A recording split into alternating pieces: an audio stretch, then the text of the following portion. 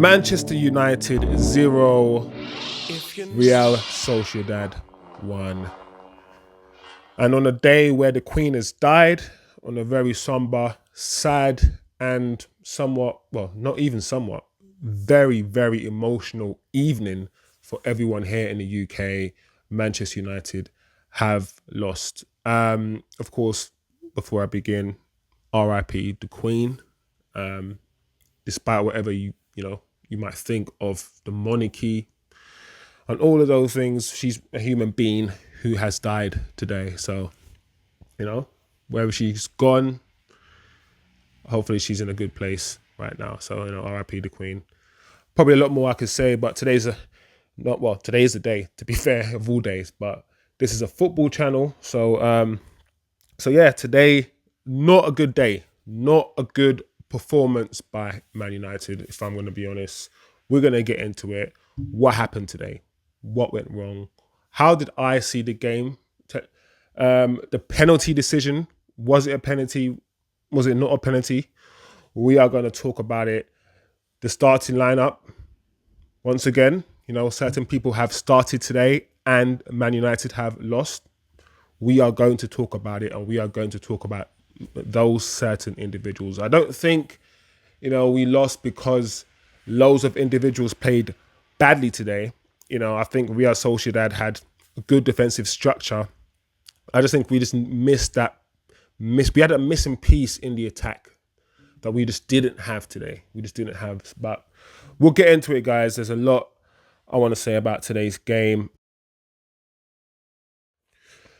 Okay, so where do we begin? Well, the lineup, guys. What about the lineup?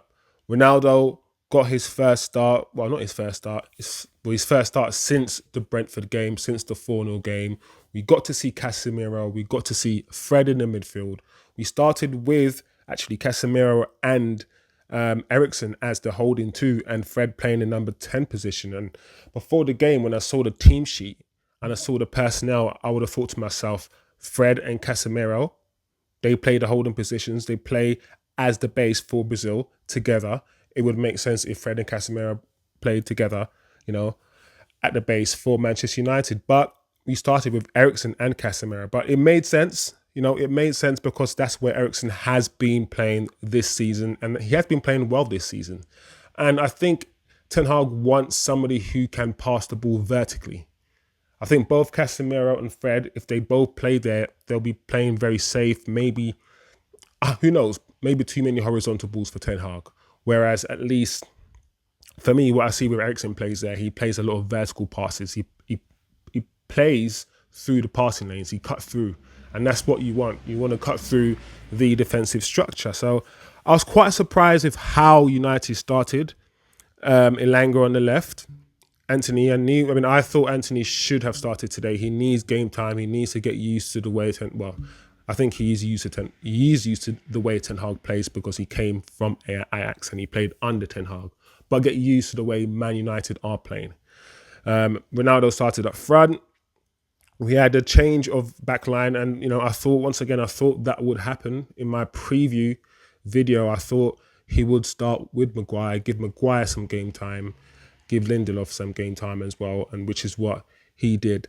But it was quite even. It was quite even in the first half, but nothing of material happened. I did notice a few times where, Eriksen would get through.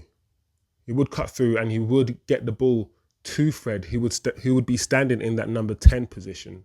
And a few of the times he would turn, pivot, and run towards goal, and he would either choose a safe pass or perhaps miscontrol it. And I think, as good as Fred is, I don't think Fred is a number 10, and I'm not quite... Well, I think the reason why Fred plays there, or he played Fred there, is because of Fred's intensity. On the ball, he wasn't the greatest in that position today. He wasn't the greatest. But off the ball, when it comes to pressing, intensity, Fred is that guy. So Fred offered a lot in the first half, further up the field. And if you watch the game back, I think in the first half, we pressed a lot higher than in the second half, and that's because of Fred's energy. He didn't play terribly. I think you're going to get a lot of people today slating Fred and talking about how badly he played. I didn't see a guy who played badly. Could he have played better? Perhaps. I mean, Bruno came on in the second half and he didn't make that much of a difference in that number 10 role. He didn't. So it wasn't an easy game for anybody today. I just don't think United has had that cohesion and that decisiveness in the final third. And to be fair, it's understandable. This team hasn't played together. The team that's been starting in the Premier League have now played 4 games on the trot, and you can slowly start to see that cohesion building. Whereas this team is have never played together.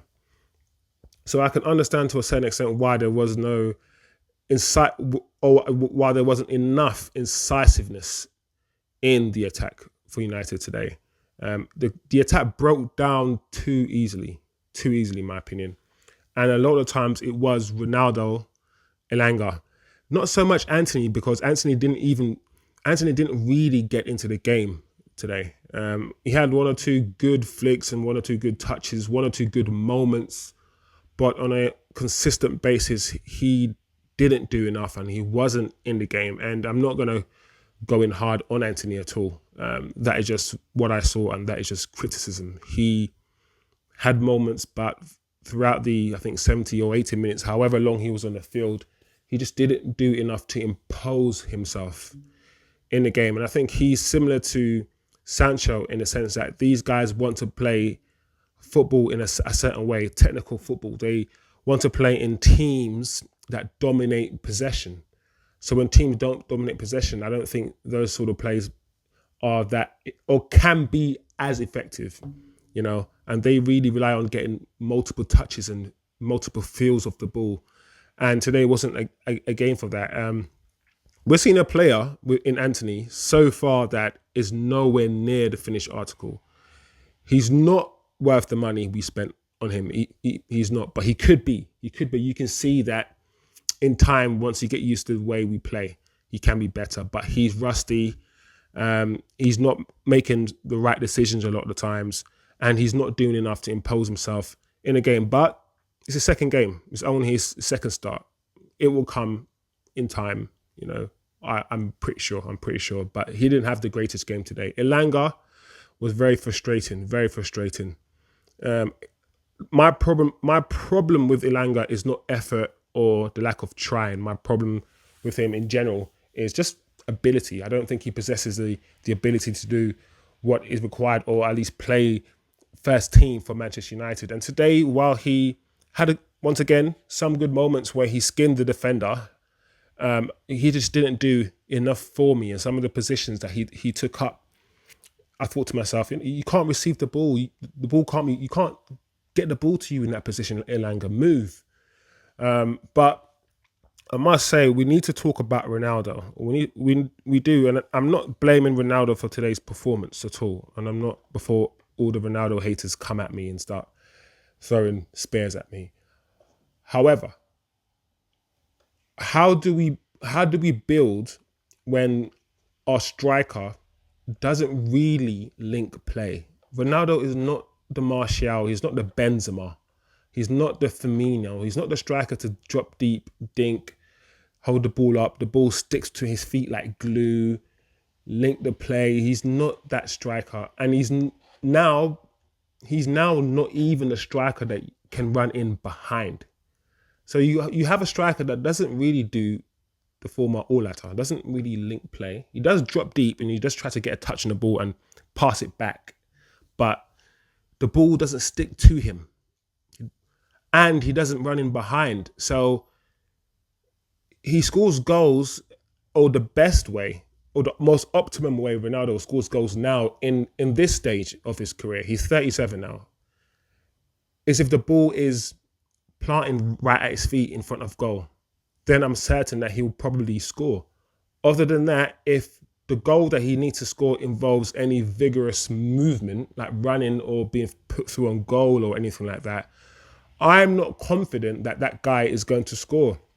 And we have to talk about it. He was an amazing player, one of the best players in the world. He will go down in history as arguably, not for me, but arguably the best player in the world. But But at this stage in his career, at 37 years old, you can see physically, he might still have it. He still has the controls and the touch and whatever, but physically, he just looks like he just cannot play the way that I know Ten Hag wants a striker to play. And whether you like Ronaldo or not, your eyes can just see. Just watch the game, you can just see. It wasn't his fault that we lost today. It was a team performance. But we have to be honest and just say what we see. Casemiro,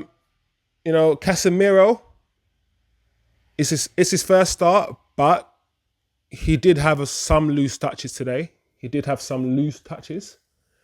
But once again, you'd expect that. I expect more from Casemiro. After this start, I'm expecting him now to kick on. But yeah, the defense wasn't Varane and Malacia at the back, and you can tell. Like I said, the first half, United wasn't good. Fred was taking unnecessary shots. Elanga took very long to get into the game, but once he got into the game, like I said, he got past his defender a few times. I think Ronaldo was offside, but he missed a header after Dallow's cross. Dallow. I need to talk about Dallow as well because I'm impressed by Dallow. There's a lot of people who thought Dallow had no future at United. When he went to AC Milan, there was a lot of people who thought he wouldn't come back, but there was always a player in Dallow. Dallow is techie. He's a techie baller. He was always technically gifted. My only problem with Dallow, or the only issue I could see potentially with Dallow, is his physicality and his ability to actually defend. But in a progressive team that keeps possession of the ball, that recycles the ball, in a modern team, he is top notch. The thing about Dallow is that he's both-footed. And so if you try to force him on his left, he was doing the most amazing, incredible crossfield balls to Malacia and to Elanga today. So if you try to force him onto his left, he'll just do the crossfield ball to Malacia, and he's comfortable, of course, on his right. He is two-footed, and the crosses that he puts in on a matchly basis, the quality crosses. So I'm really impressed with Dallow. He's coming on. He's still a young guy, 22 or 23, I believe. But yeah, I'm really impressed by Dallow. But yeah, first half wasn't good. Second half, we made some changes. I was surprised that Eriksen came off. We pushed. What did we do? Eriksen came off. Fred went back into the base, or he played a bit further down, essentially in Eriksen's position, I guess. Bruno came on as well. He played in number 10 position.